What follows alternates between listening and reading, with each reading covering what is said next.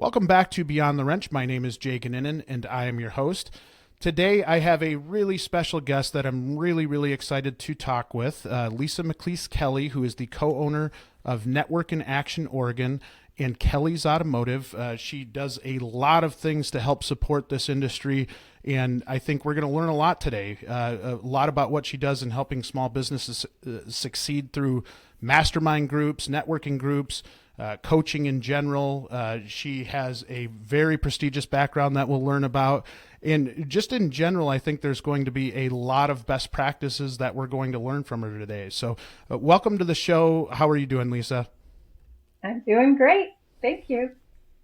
Now, are you in Oregon today? I am actually in Oregon today. Yes. All right. And how's the weather? This morning it's a little cloudy, but in an hour or two the sun will come out and it'll be absolutely beautiful today. Oh, that's great. We were just talking before we hit record, and I was just out in Oregon a couple weeks ago, not particularly in your neck of the woods, but I just can't speak highly enough of the state. And if you get a chance, to those that are listening, to go out and visit, it is an absolutely gorgeous place to go to, and highly recommend it. Let's dive right in. I want to learn about you because you have a fascinating background. You've done a lot of things, not only in our industry, but in general. How did you get to the point to where you're at today? As in owning an automotive shop or two automotive shops, well, my husband was a master mechanic, and when we moved to Oregon, one of his things was that he wanted to own a business. So we looked at many different businesses, and we just happened to find an automotive shop that was for sale. We looked at other ones as well. An automotive, coming from my background, was not something I thought I would be interested in, right? And here I am. So a little bit of my background is I worked for a nonprofit for 7 years before we moved to Oregon. I was an advocate for victims of sexual assault. So to go from that to automotive, I thought, what am I going to do? I mean, how can I contribute to this business? And it turned out that having that background and having that heart for nonprofits is what has really contributed to the business as far as my portion of it. So that's where we I are want to now. I want to ask you about the nonprofit world, because I don't think in a lot of cases it gets the respect that it deserves. It is a really hard job, right? I mean, working in a nonprofit, and I've had a lot of friends that have come from that world, and it's not easy, is it? They do a lot of work for little pay. And depending on the nonprofit world that they're in, there can sometimes be secondary trauma related to that job. It's a tough industry. And you think about one of the industries that we love to support a lot are the food banks. I was a single mom for a while. I was on WIC. I was on Section 8 housing. I always believe in using those type of nonprofits for a step up for people, as they were for me. Um, they are constantly trying to find funding right now, with people having to choose between paying high gas prices and food, and some of them are middle class. Um, they're trying to feed more people because those people are coming in for food. It's it's a tough industry. They don't get as much credit as they do for doing such a good job and working so many hours. And these are people who really have a heart to serve. So, as much as we in the private industry can do to support them, the less that we have to rely on the government, because we know that the government's not efficient at supporting, anybody, right? So if we can help them with our time and our money, then we're all going to be better off. It's incredible, and if you ever do get a chance to talk to somebody from with a nonprofit background, I think you learn a lot, and a lot of it does apply to the business world in general, right? I think in some ways it's probably easier in the business world because you're providing a service and getting paid for that service, or it's not constantly feeling like you're just reaching out to people and asking and asking and asking. So, were there any things that you kind of took from your background that when you got into the shop world that really kind of translated nicely? The biggest thing for me was just knowing that I wanted to support the nonprofits, right? So because of my background in the nonprofit, because I was on Section 8, because, didn't have any money, worked 3 jobs, I knew what was needed. And I just, if I feel something is needed, then I tend to go after it a little bit, and I use my business in order to do that. So that's how it's translated. When we first started out, we didn't have any money to give to nonprofits, but we had joined a mastermind group and I'd learned some pretty cool marketing skills. And I was able to use marketing with my business for the nonprofits that I wanted to bring a light to. So, for example, the food banks, I was on at a meeting with the executive director and a couple other people of the local food bank, and we got our what's called rations from the Oregon food bank, and it was potato chips and bubble gum. And we were supposed to feed hungry children in Southern Oregon with potato chips and bubble gum.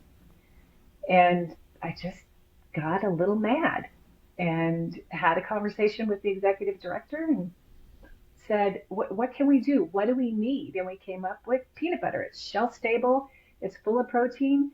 Kids can serve it to themselves. They can make a peanut butter and jelly sandwich really easily, or just get a scoop of protein before they go to school. And that's how we came up with Wipe Out Hunger, where we exchanged windshield wipers for peanut butter, and now it's peanut butter and jelly. And we do it specifically at a time when the food banks are low, right? So after the holidays, everybody forgets about donating to the food banks. So we do it mid-January to mid-February because that's when the shelves are low. So as business owners, how can we take something that we have a heart for and incorporate our business into that to bring attention to it? I could give them money, and that's great, but I can't give them enough money to bring attention to that problem. But I can use my marketing dollars to bring attention to a problem so that everybody can help contribute, right? So the more we do that in the private sector, the more we're going to help everybody. And sometimes it's our own staff. That is incredibly impactful. I think a lot of people might question their purpose. It feels like you don't have that problem. It doesn't feel like you know why you're here, right? You know what you're doing and all of the good that you're doing. Our purpose as a company is to bless our staff, clients, and community. Period. That's it. That's why we're here. So how can we do that? How can we be creative in doing that? How can we bring attention to the things that touch our heart, break our heart, keep us up at night?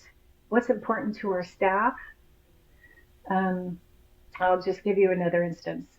Several years ago, we had some terrible fires here in Southern Oregon where it literally wiped out almost an entire city. And there's lots of national media on it, and then it just kind of died down, right? And I was listening to the news one morning, and I was literally crying and thinking, what can we do? And I'm seeing all these burned up cars. And what I came up with was we're going to give 10 cars to 10 families and spend $10,000 of our own money doing it. And I called the Salvation Army and said, if I get people to donate cars, can we process them through you? And they said, absolutely. Not a lot of nonprofits will do that. They don't like to handle cars. Salvation Army was on board.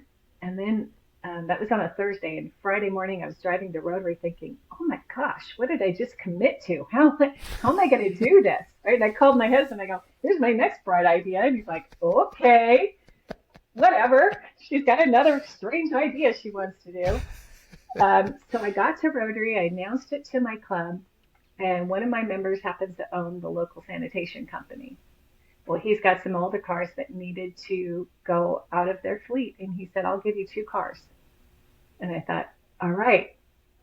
2 hours later, he called me, and he had 3 more cars for me. He ended up donating, I think, a total of 6 cars. Oh, my goodness. After all of the publicity that we asked for and went out for. We got people to donate. We ended up giving away 20 cars to 20 families and spending less than $10,000 because of the quality of the cars. So how can you take something that breaks your heart and impact your community? And that doesn't just impact your community, it impacts your staff, right? So when my guys are shopping after work and they're in the grocery store and they're wearing their Kelly's Automotive Service jackets and shirts and uniforms, people are saying, "Oh, I heard about you this," or "Oh, hey, I love Kelly's." And it makes them feel good about where they work. Mm. And we know that once their basic needs are met, they want to know that they're part of something bigger, right? So how can you help them? And it's not, that doesn't mean that you go out and write press releases because you're doing this and you're doing that, because people can tell the difference. If you don't really have a heart for this, don't go out and try and get publicity for it. Don't go out and try and make yourself look good. How can you impact the community in a way that will bring attention to something that you can use your business to do that? If you stick to that, you're going to make a difference all the way around, and it's going to make a difference in your business. I have to admit, you just gave me the chills when you talked about the 20 cars, and that is incredible. And I think we could use more people like you in the world doing this type of stuff because it is sorely needed. And I love the fact that once the publicity went away and the press coverage went away, that you were there to step in. And I think that's a theme with you, that you're there maybe in times where everybody else goes away. So I think that's the coolest thing. I want to talk about and learn a little bit more about Kelly's Automotive, and then we'll kind of maybe start to dive into even more of the coaching stuff that you do. And I mean, there's so many things that you do, and I want to give them all their just due. But let's start with Kelly's Automotive. Give us a little background of the shops themselves. Sure. So we started out in the Grants Pass shop. We just are finishing our 19th year. In May next year, we'll be there for 20 years. And Congratulations. thank you. It was not an easy road by any means. So again, we started there. We had what I like to call mechanics. We now have technicians. It had a so-so reputation, and I didn't know anything about marketing. I didn't know anything about business. My husband was a mechanic, or a technician, just like a lot of other technicians that become owners and they know nothing else. So we had to learn along the way. And we joined the mastermind group. 3 years, 2.5, 3 years later, my husband was looking at equipment in the Medford area of Oregon, and the guy that he went to go talk to had a shop, basically everything in there in the shop, the building, everything, had no staff, because while this man was in the hospital fighting cancer, his manager took the business, switched the name around, and opened it up across town and took all of his clients. Oh my goodness. Yeah. So he talked to my husband and said, "Hey, why don't you just open up shop here? You're already doing it Grants Pass. Why don't you just do it here?" Now, I did not want to do that. Didn't want another shop. So I came up with all these, it's going to be 6 months free rent, 6 months no payment. And I mean, I just came up with a bunch of stuff he's going to say no to. So we got there, we discussed it. So I came up with all these things. And he goes, "Okay." I went, "Oh no, what did I just get myself into?" So then I was service writing, which I had never done. My husband was the technician. I'm holding up gas tanks for him. And, then I get gas in my eyes. And he's like, just blink, hold up the gas tanks and just blink. I'm like, "Is this what you guys do? This is awful." So it ended up in the building was in this area that had no street frontage. It was in this industrial area. I literally had people were calling me going, "How do I find you?" Constantly trying to walk them into the place. A few years later, my husband, with no money, was able to wheel and deal us into a building with great frontage that we were able to buy directly from the owners. And It is now our biggest shop. It is, it's not the flagship, but Medford does almost twice what Grants Pass does. And that's because we started out in Wow. that little tiny thing. That is incredible, and I do respect your negotiation tactic there, and it probably worked better than you wanted it to, and ultimately it's been a blessing, right? That you've got that second It has. location and it's doing great. Yes. Yeah, it has been a blessing. Yeah. So, But there talk. was several years that it was tough. It. I don't think people from outside of our industry understand the difficulties that go into this business in particular. And we'll talk a little bit more about the mastermind groups in just a little bit, because I do think there's a lot of you that are out there listening that could really, really use the help of a group of coaching, of everything that we're about to talk about. So let's talk about how the coaching side evolved, and really how you go from, not really knowing the industry to all of a sudden now you've got two locations, things are humming right along, and you wanted to put more on your plate, or how did that work? Yeah. So I used to belong to an organization called BNI, Business Network International. I joined it in the Southern Oregon area, and then I loved it, and I ended up becoming what's called an area director and starting four chapters and winning international awards. And then small businesses started coming to me asking me for help for all different things between marketing and how to talk to their staff and just so many different things. And I was just doing it for free for years until I finally decided to go to a coaching school and spent 2 years doing that. And just, I had a heart for small business. I really feel like we're the backbone of this community or of this country. And if we don't do something to help each other, then this country is going to be in trouble, right? Not that big corporations are evil. I don't believe that. Um, I do believe that some can treat their staff well, but in general, as a small business, we have a greater ability to impact our communities, and I want to help them succeed. So it's, yes, it's another thing on my plate, but I love to do it, and it gives me great what I call my internal cash register, right? So that's my cha-ching when somebody gets it, I see a light bulb go off. Um, they start to make progress. When one of my clients had his son working in the business and it just wasn't working out, and then once we started coaching, I mean, everything just changed.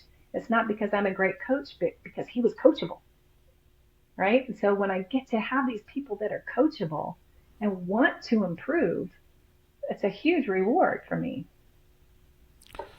I think that's good advice just in general life, right? If you can be coachable, your ability to grow is going to 10x itself, right? And not to use that the cliche 10x thing, but I do think if you can embrace the coaching and the help that's out there, it can help you grow a lot. Right. Yeah, absolutely. I tell my clients now, so what I do now, I should probably explain, is I go in with a DISC assessment. I'm not sure if you know what that is. It's a behavioral styles assessment. Absolutely. I assess whoever they want me to on the staff, and then I go back to the stakeholders, kind of give them a debrief about what I found out. If there's any communication issues, if there's issues about they're not feeling, you know, uh, motivated, they're not feeling like they're being heard, whatever it is, how to motivate this one specific person. And then we decide whether or not any of those people are a good fit for coaching, if we want to go forward, or if I'm just going to coach the stakeholders to finish up this project and then they're going to go forward and do it on their own. Um, so it just depends on whether or not the people I'm talking to are coachable. It all comes back to that. So what I'll tell my clients is I won't coach someone who you're trying to get rid of, because that's not being ethical. I know that you're trying to get rid of them. If you want them to stay and they're coachable, then we'll talk about it. But I would say probably 30% of the people that I deal with fit that coachable mold, right? Either because the business owners are not willing to start creating an environment that's better for the staff, or because the staff themselves are not coachable. And then we go from there. Just hearing you say that, I think there's a lot of shops that are out there, big, small, any size, that battle what you just said, right? And a lot of it is poor communication. A lot of it is maybe not the desire to be the best shop you can be for your people. And I think when we had started our company, that was one thing that I really had to maybe learn the hard way, is that there are shops out there that just maybe aren't in it for the right reasons, or they're not I don't even know how the best way to say this is. There's just such a varied level of commitment from ownership, or maybe just their personalities aren't fitting of what the position they're in is. And a lot of them being technicians and going into shop ownership, maybe they haven't seen it through that lens yet, and it takes them a while to learn that side. Curious as to whether you see kind of the best of the best, and sometimes maybe the worst of the worst. Yeah, I do. I see all those ranges. Luckily, I see mostly the best of the best because a lot of my clients are from the mastermind groups I'm in. And if they're already in those mastermind groups, they're already thinking about being an excellent shop, right? So I think as you're saying that, the whole time I'm thinking values, right? So we all have different values. Have you identified your values? Have you communicated those values to your staff? Do they know why you do what you do? Do you have a purpose for being there? It all comes back to that, right? So never having identified your values or communicated those to your staff and to your clients, I think is the basis of most issues, right? So what's important to you? Why are you here? What do you value? Who are you trying to attract? When we hire someone, we're looking for someone with a servant's heart, right? Obviously, if they're technicians, they have to have the technical skills, but we've passed up and terminated some of our best technicians because they didn't fit our values, right? So what does that say to our staff? We value our values more than we value money. And hopefully that continues to attract the right type of people to come and work for us. Hopefully that continues to attract the right kind of clients that will walk through our door because they identify with our values. That is great. And I think it can be an awkward thing to do. And when you're listing out your values and you're trying not to sound like every other company that's out there. And I think we've all been in those big corporate buildings that have their mission, vision, values on the wall. And I think a lot of times they're just on the wall. They don't actually have any implication to how they run their daily business. But what you're saying is take those values and live by them, right? You're saying to really actually put some meat behind it, and it means something to us. These values actually mean something to us. Right. So when we have to have a talk with somebody, I can immediately say, does that fit with our values? You know, we the things that hurt me the most, that I really get upset about, is when people don't treat each other kindly, right? If they don't treat each other with respect, if they're not having a servant's heart, then it just, you want to make me mad, that's going to do it. We had a guy that a customer accidentally pulled in front of the roll-up door to the garage, and he came back from a test drive, and he laid on the horn for like 30 seconds. I was so mad I had to leave the building and go for a walk and let my husband and the manager have that conversation with him, because how is that being respectful? That's one of our values. That's not showing respect. How is that having a servant's heart? You completely flustered that woman. She didn't know she was doing anything wrong. Getting out of the car and saying, "Oh, did you know you're parked in front of our roll-up door? I just need to get in. Here's a good parking spot for you." Simple fix, right? Laying on the horn and being disrespectful is not who we are. If that no longer fits with your value system, is this the place for you to be? Right? So everything always goes back to those values. This is who we are. This is why we're here. When we have our service advisor meetings, I, again, if we're not, we have something called an angel fund. If they're not using their angel fund, I want to know why. Why aren't you helping people when they come in? Are you smiling when you answer the phone? Are you asking people how else you can help them? We're not just here to fix their car. You have a whole resource of people that we have in these mastermind groups that could help them with other things. So how can we always go back to those values? How can we always serve? It's just, if we stick to that, there's less question, there's less wiggle room. You just go back to what you care about. That's powerful. Very, very powerful. A little bit about the Angel Fund. Tell me what that is. So the Angel Fund is when either shop hits their goal, they get $500 into an Angel Fund that we don't talk to the community about. We don't really, advertise it, but the staff can hear something like, for instance, somebody who's been coming to us for years, we found out that his wife had cancer, and that they have got a lot of medical bills. So they hadn't used their angel fund in a while, and they had like $1,500 worth. So they just paid his bill with it, right? Wow. So they, as a staff, get to vote, and then they run it through us. And as long as we agree with it, they get to bless somebody who walks through the door just randomly, right? So who are they listening for? How can they do it? Another guy was working, I think, as a waiter and a cook at two different restaurants, got his car fixed, couldn't pay it. So once a week, he rode his bike there and made a payment on his car.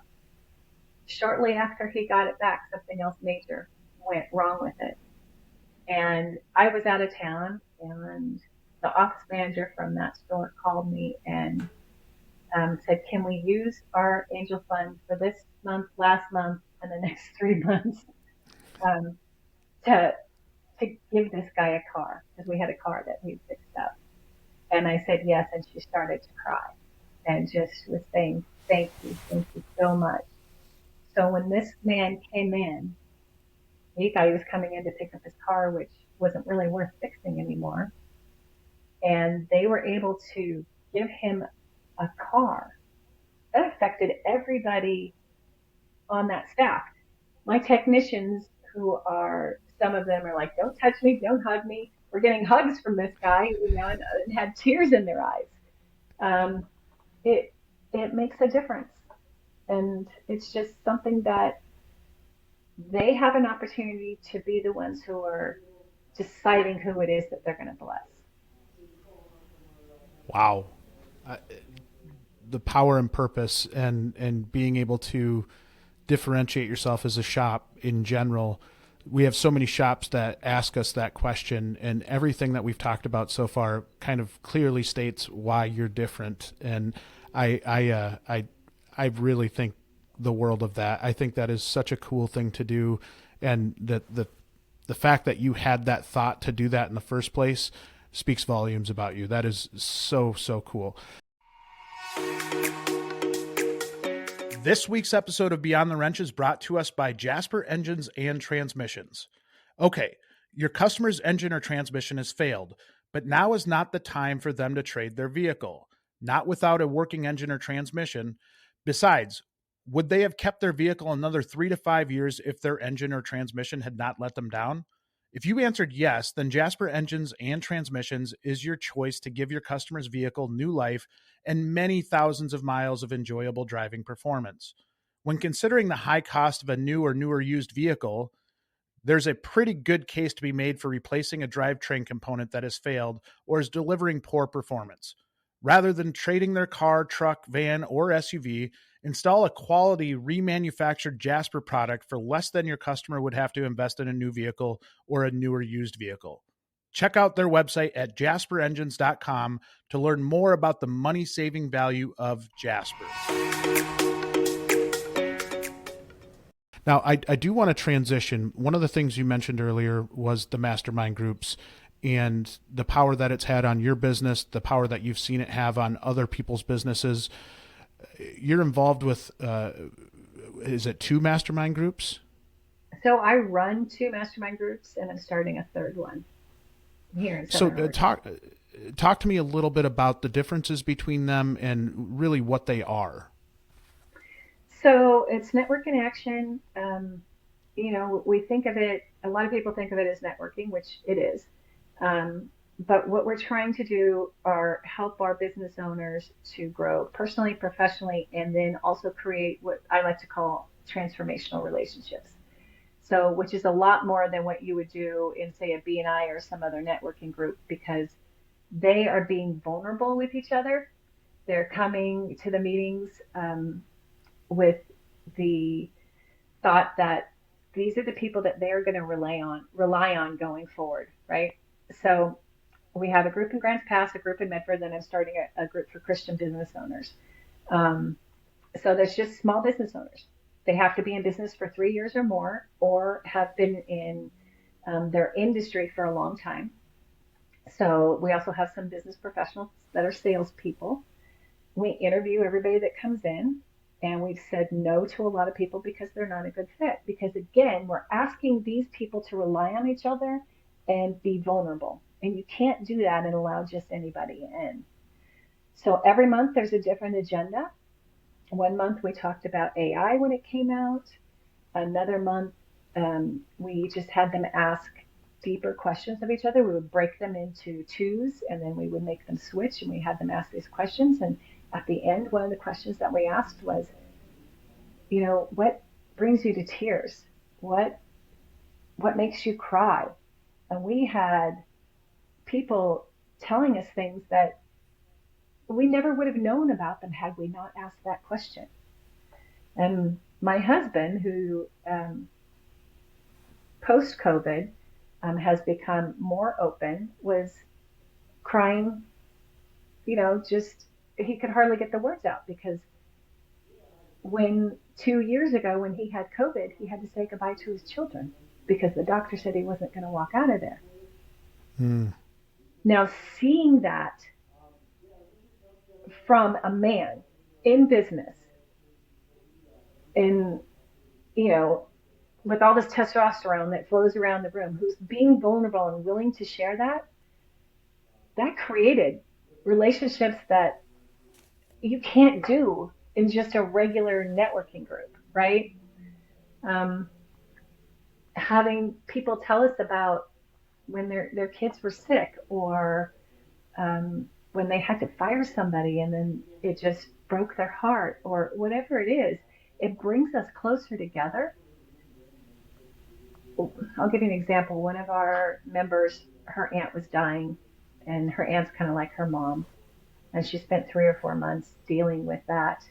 And she came to one of the meetings, and she said what she was thankful for was this group, because they were there for her when her aunt was dying, which was one of the hardest times of her life. So that's what we're trying to create, because I know these people. I love these people, right? I leave every meeting with a smile on my face, because they give me that internal cash register. They help light up my soul, and they do that for each other. You think I'm going to refer them over anybody else? Of course, because we have that transformational relationship. And so, like I said, every month it's a different thing to help them learn and grow and become closer. And it goes so far beyond surface level, right? I think when you get to those types of questions, it goes so much deeper. So much deeper. And they can help each other. One of our agendas is we sit around and say, okay, what keeps you up at night? What's going on in your business that you need help with? And we put 4 at a table, and we let them each talk about it. And then they all decide one person that they're going to help with, and they all focus on that one person. We've had people's businesses change because of that. Because now you've got 4 brains working on one problem. and they all bring something else to that, right? It's just amazing what you can do when you have people that you trust and that you rely on, and then you're given the opportunity to talk about it. And sometimes just a different set of eyes on the same problem can really, really be helpful. Absolutely. So this group, the Network and Action Group, is any type of business? Yeah. Yeah. Any type of business. We have financial advisors, real estate, insurance, carpet cleaners, you know, excuse me, just a small businesses mostly. And so now walk me through how this transitions into the automotive world, because you have a huge presence strictly in the automotive world as well. So we also belong to another mastermind group that we're participants in. It's pro service that's run by Elite, and that's how we continue to learn and grow as a shop. Everybody there is doing the same thing, learning and growing. And one of my clients is actually in that group, and I've been coaching with his staff for the last 4 months. I don't even think he needs my coaching, right? But he's so good because he does things before he needs them. Those are the Mm. type of people that are in that group, right? His business and my business, it's almost like I feel like we're twins, but I think in some points he's at a higher level than we are. I keep telling him I want to be him when I grow up, and yet he's paying me to coach him and his staff. Those are the type of people that are in these groups, right? And some of us are at different levels, and some of us need more help than others. But um, as long as we're there to help each other, I could call any of these people at any time, and they would be willing to share things with me. Um, I have my campaign written up, my Wipe Out Hunger campaign written up, and some of them are using that in different parts of the country, right? And we share these things with each other because we're in that group. So if there's, business owners out there or even technicians who are listening to this and your business owners are not in a mastermind group, I encourage you to encourage them to get into it because it's going to help everybody in that business to go to a higher level.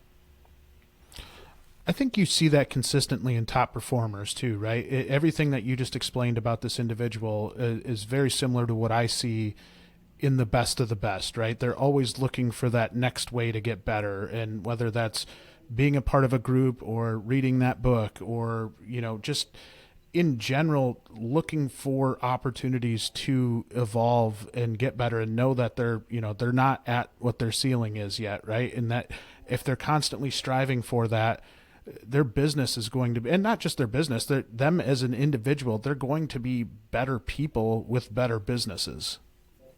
Absolutely. One of the things that we do in pro service is we actually twice a year go to different people's shops as a group. So this last time I was in New Hampshire at my client's shop, and we got to go through there and interview with staff and look at all of his processes and kind of pick them apart, right? At the same time, we're learning from the things that he's doing right. So it's a great opportunity for them to go to a higher level and for us to go to a higher level. One of the things I loved is so in my mastermind groups last Christmas we did this thing where everybody was to bring a book that changed their lives. So how did this book impact your life and somehow? And it was one of the best things that we've ever done. And then we did like the white elephant thing where you had to pull a number out and then we were stealing books from each other. So we did something similar. I talked to Pro Service about it. And we did something similar to that, right? So I came back with, before I even left there, I ordered 4 books on Amazon and have 4 more downloaded on my Audible. And I've already gone through one of them. So it's stuff like that where, yeah, books, processes, podcasts, software systems. What are you using that's working? What made you a better leader? What helped you with your processes? right? So there's just so much that you can learn when you're in an environment where people have that want and that need to continually grow. How nervous are the shops when it's their turn? Oh, nervous, nervous. Yeah, I was coaching several of the staff members before we got there, and I kept saying, "Don't worry, it's going to be fine. Everyone's nice." But they were all, and I was nervous when they came to visit our shop, right? Especially since I'm coaching some of them. Oh my gosh, I'm going to find out I'm not perfect. um, yeah, it's nerve wracking, but it was also one of the biggest blessings for us because as a husband and wife, sometimes, the husband doesn't want to listen to the wife about things, and having other business owners come in and tell him the same thing that I've been telling him was super helpful for me. And I'm sure it's the other way around. He'll probably say the same thing about me. Um, it's it's a true blessing knowing that these people care enough about you to tell you the truth, and then to say, "I'll be here for you if you need me." So when you're going into that shop, it sounds like you're working on more of soft skills, processes. It's not necessarily going in and saying, "Hey, your property needs to be updated," or is there a little bit of that too? There's everything. Every piece of the business gets looked at. So marketing, signage, website, um, safety, employee files, OSHA violations, how the average RO, gross profit, everything. Literally everything in that business gets looked at. When I had been involved with some 20 groups that did some similar things, and one of the things that I always tried to maybe ask of a shop when we were going was, don't try to make it look great, the week before, scrambling to get everything together and making sure that everything's perfect, because at some level you probably do know some of the things that need to improve as a shop manager or owner. But the more you try to hide things, the less you're able to maybe attack the foundational piece of why it's wrong in the first place. And so I'm curious as to what your thought process is there when you're going to a shop and it's one of your clients and you're coaching. What type of advice do you give them for the preparation of all of these other shops coming to tear you apart? Well, it's pretty much what you just said. Just be yourself. Let us see, everything that we need to see, and then just be open and honest. And then just sit back and watch us try and help you. And some of the things that we advise, they may not take. Like, for example, when they came to us, some people didn't like the colors of our building, and we just painted our building. I'm not repainting it, right? I'm not going to repaint my building because somebody didn't like the color of it. Somebody else wanted us to rebrand. I'm not going to rebrand. So sometimes we take their advice and sometimes we don't. And we're honest about it when we say we're not going to do it, right? So there's a list. We come away with a list of things that we need to accomplish. And then we have follow up 30 days out, 60 days out, 90 days out. Where are you on this list? How are you addressing these things? So my advice is always just be yourself and let us come in and help you. And then we'll go from there. Assuming there's different levels of acceptance of that advice from the shop's side. I mean, I'm guessing there's a lot of business owners in general, but especially in our industry, that they work their tails off to get to that point in their business, and they're very proud of it. And it can bruise the ego a little bit when you bring in a group and they tear you apart, right? And I think it puts you naturally kind of in a defensive state. But do you have any advice for that manager that's out there, that business owner, that shop owner, that to maybe accept it better? Yeah.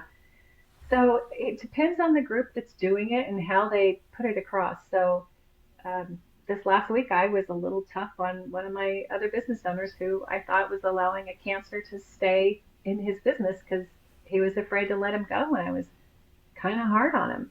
And then I came back later and I said, you know what? We all do it. You're just brave enough to talk about it. Mm. But we've all done it. Some of us are still doing it. So, as far as the people who get defensive, nobody looks at you like you're a bad person. Nobody looks at you. I mean, I'm not going home at night going, I can't believe Bill doesn't have his average RO up to this, right? I'm not thinking about that when I go home at night. We're not going home ruminating about all of the mistakes that you make. But when we feel like we're being attacked, we go home and we ruminate about all this stuff. Well, first of all, don't allow somebody else to take that much of your own space, your own brain, your own emotional needs. Don't allow somebody else to take that from you. Um, Secondly, hopefully the people that are bringing it to you are doing it in a kind way and with a heart to serve, right? It makes it a lot easier. I mean, we had a whole list of stuff that we had to fix. Um, it was a lot easier because it was coming from people that I knew cared about me, that I knew had my best interests and the interest of my staff and clients. And they also told us, we can't believe the things that you're doing in the community. We think you're doing this great. We think you're doing that great. We had all of those things. There was tears shed. There was hugging. I mean, some of these people are like my brothers now. And it's because they were willing to have that conversation with us and say, here are the things that you guys need to fix. But we know your heart. We know why you're here, and we're here to help you. So I think it's a real combination of who's delivering the message, how do you deliver it, is there trust there, and again, don't let people, no matter what the criticism is, don't let them take up that kind of space in your head. It's not worth it. So, like when I'm coaching clients and they're doing it, we have this thing where they either push say it's like a tape that plays over and over again. Say push your forehead and just say stop. Let's create a new neural pathway about not ruminating over things that people tell us, right? What's the truth? Well, the truth is they didn't like what I did. Has nothing to do with me personally. I need to create a new procedure, whatever that is. Okay. The truth is they're not at home thinking about my lack of procedure. They're not home thinking about how I messed up today. So we as humans tend to not take criticism very well sometimes. But there's ways to create new neural pathways and try not to ruminate about it and let people take up space in your head. I have to imagine when you talk about getting that shop owner to open up a little bit, in a lot of cases, that might be the first time in a very long time that they feel like they've had the permission to talk freely about some of this stuff. And I think this industry has a really good way of numbing people so that they have the hard shell and they don't feel comfortable releasing that emotion. And it's almost like when you give them that permission to share that, it takes a little bit of coaxing and it takes a little bit to get it out of them. But once it happens, it has to be some sense of relief on their shoulders to say, I can finally talk to somebody about this. I think it is, you know, in coaching, which is not therapy, sometimes deep things come up because everything is connected. Our work is connected to our personal life and vice versa. And I've had, you know, men who have had their shops for 30 years say things that they've never said to anybody else and honor me with that. Um, it's it's a privilege, it's an honor, and they have said, I've never said this to anybody. I'm glad I've had that opportunity to do that. And now it's okay. Maybe they need to go into therapy to address this further, or maybe they just got it out and now they can move forward and not use this as something that's been holding them back. Um, it's it's an opportunity to be vulnerable, but it's an opportunity to be brave. The bravest people I've met are men who are willing to tell me things that they wouldn't say in front of anybody else. Or men, especially men, but men and women, but in our industry it's mostly men, and we're in this group of 20 other shops, and some of them are choking up because we're telling them that they have to terminate this person, and it hurts their heart to do it. As far as I'm concerned, they're my hero because they're willing to admit that and to be vulnerable in that situation. It's hard, right? And I think that's a really good segue to talking about how many shops keep bad hires, keep maybe those cancers in the shop, and how much of a negative impact that has on a shop. It is one of the hardest things to do that I've ever done in my life, right? And it's not because you don't have the backbone or you don't have the strength to go into that conversation, but it is one of those things where it's really easy just to say, okay, we're busy today. Like we're just going to keep going as we have.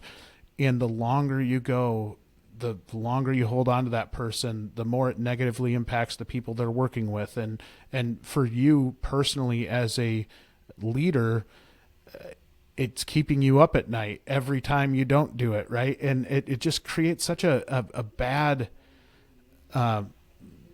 mental health spot for you, because you end up in that cycle where you've got to do it. You a lot of times probably do need that push from somebody or that trigger to say, okay, I need to do this now. But in your experience, is that, I'm assuming this is almost a rhetorical question of, it's obviously very hard to do, but shops just aren't very good at it, are they? We're more apt to just hold on to that person for the long haul and try to coach them through something or lead them through something, rather than just kind of cutting the cord in hopes that they find a better opportunity somewhere else. Yeah, so there's two thoughts for that. One, I'm not a hire slow, fire fast person. I do believe in coaching as much as possible. Um, but there does come a point that if they don't fit with your value system, if they're affecting other people that you are supposed to be good stewards of, everybody in that business, right? That it is time to cut the cord. And so here's some of the excuses I hear a lot, and sometimes they're from my husband, right? I I don't want to have to service right? I don't want to get rid of, because then I'm going to get stuck at that desk, and I don't want to do it. We won't hit our goals if we get rid of that person. It's the busiest time of the year. Um, they have a baby on the way. Something else is going on. So it's not a black and white type of thing. I mean, I don't think I've ever told somebody that you absolutely have to get rid of this person, but you have to look at each individual, and then you have to think about everybody else as encompassing and what's happening with that individual. So what we know is employees who are unhappy at work have higher instances of cancer, heart disease, alcoholism, drug use, divorce. Their kids are generally unhappier if mom and dad are unhappy at work. They make more mistakes, and they're out sick more often. If they're happier at work, everything else in their home life is going to be better. They make less mistakes. They are there more often. So it's not only the moral thing to do, but it's the profitable thing to do, to make sure that you're looking at each person individually. How are they impacting your business? How are they impacting your staff? And what do you need to do? Do you need to coach them, or do you need to cut that cord? And so, yeah, we do tend to hold on to people because of fear most of the time. What's going to happen if, right? So, but when we let go of that top performer because he no longer fits with our values, what does that say to the rest of the staff? It says we care more about our values. We care about you. And that's going to help you in the long run. We've taken a dive a couple of times where we didn't hit our goals in some of our busiest times because we did let go of some of our top performers. And yeah, it hurt. But in the long run, somebody else came in to fill that slot, which was a better fit for the business and for the team. I want to, and I'm going to throw a hypothetical situation at you that is almost impossible to answer, but I'm just going to try you. So say you've got that individual that lives your values, is just amazing on that side, but maybe their performance isn't where it should be, and maybe they don't have the aptitude to be able to be in that position. How do you handle a scenario like that? Because I do feel like there's a lot of shops out there that have that situation where they've got the really good person, but maybe their skill set doesn't align with the position they're in, or they just can't hit their targets no matter what they do. Yeah.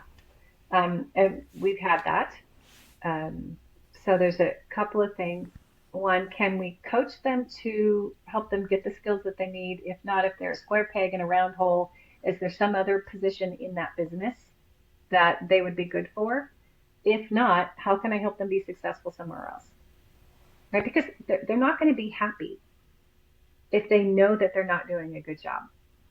Right? So is there some other place? Is there somebody else I know? We had one guy that wasn't a good fit, so we helped him start a business.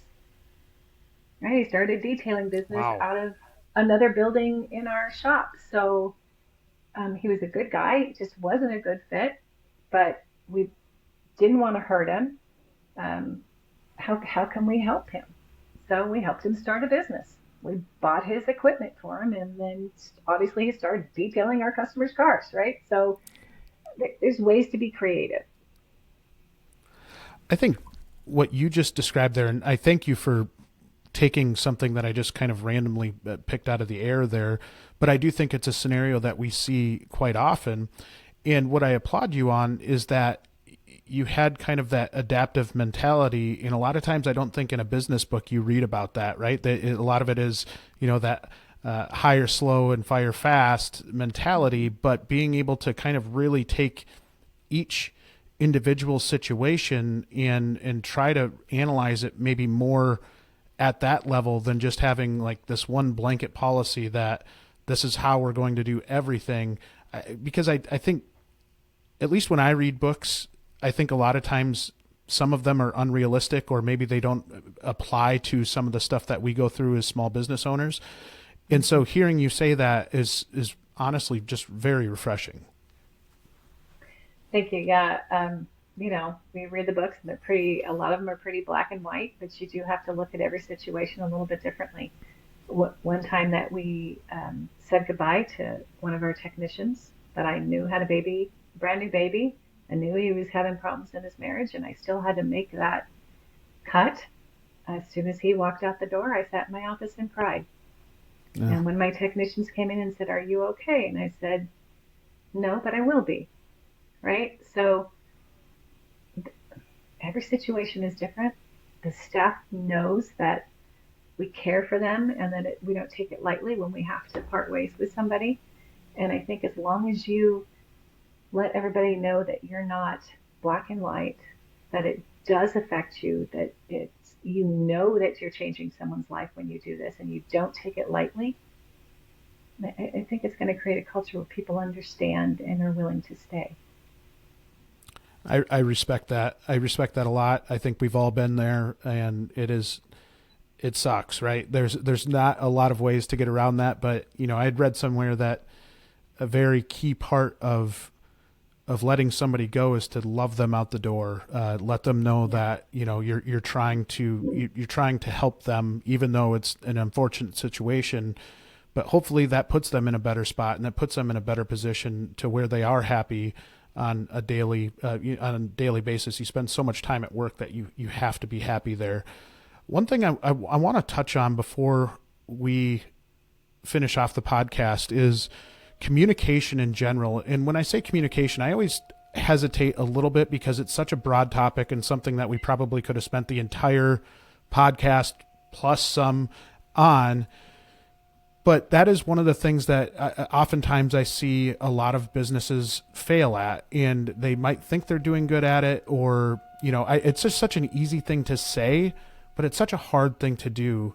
As you're working with these businesses, do you have any kind of quick advice from a communication standpoint where maybe some low-hanging fruit that we can get better as business owners and leaders in terms of communication with staff, with customers, however you want to take that? Yeah, so it's funny that my client says, 10 years ago we were working on communication. 5 years ago we were working on communication. Now we're working on communication. And I told them in 5 years from now, guess what? You're going to be working on communication. It's always the issue because we always revert back to what we know instead of what we've learned, right?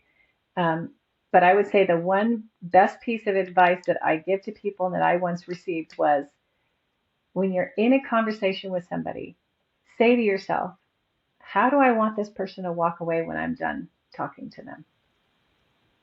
If we start there, it changes how we go into that conversation. So if we're using DISC, I'm a DIS in that order. So I'm very task oriented. I could be a bull in a china shop. I could just go and get stuff done, right? I can sometimes walk past my staff and not acknowledge them because I'm just like, I gotta get stuff done. How do I want them to feel when I'm having a conversation with them? Do I want them to feel like all she cares about is the fact that I get this done? No, because that's not my heart. My heart is I want them to feel like I care about them because I do. So I have to change the way I go into that conversation. We have the golden rule, talk to people the way that you would like, treat people the way that you would want to be treated. Well, the golden rule is out the door. It's the platinum rule. Treat people the way they want to be treated. How can you change up your conversation and adapt to those around you? And the biggest complaint I get about that is, well, what? Does anybody ever have to adapt to me? Of course they do. But if we're constantly looking out for each other and how we communicate and what I'm going to hear, if I know that you're a certain behavioral style, I'm not going to come in and talk to you like a D because you're not going to get it. But if you're an S and I can come in and talk to you about safety and security and planning and teamwork, I'm going to get what I need from you and you're going to get what you need from me. So how do you want that person to walk away when you're done having that conversation with them? That is wonderful advice and very well summarized. And we were a little short on time, so I apologize that we weren't able to even dive further into that. But what I can say off of our conversation here is that you are truly an inspiring person. You're doing so much good in the world and for our industry. And the fact that you took an hour of your time to speak with me, I just can't tell you how much I appreciate it and how uplifting this conversation was. So thank you so much for being on the podcast. Well, thank you. Thank you for what you're doing. And it was my honor, believe me, to be here. So thanks. That wraps up this week's episode of Beyond the Wrench. Be sure to tune in next week for another brand new episode. As a reminder, don't forget to rate and follow Beyond the Wrench on Apple, Google, Spotify, or wherever you listen to your podcasts. This helps us get Beyond the Wrench in front of other fantastic shop owners, managers, technicians, and dealers just like you, so we can continue to help improve, promote, and grow this amazing industry. Thanks everyone for listening, and we'll be back next week.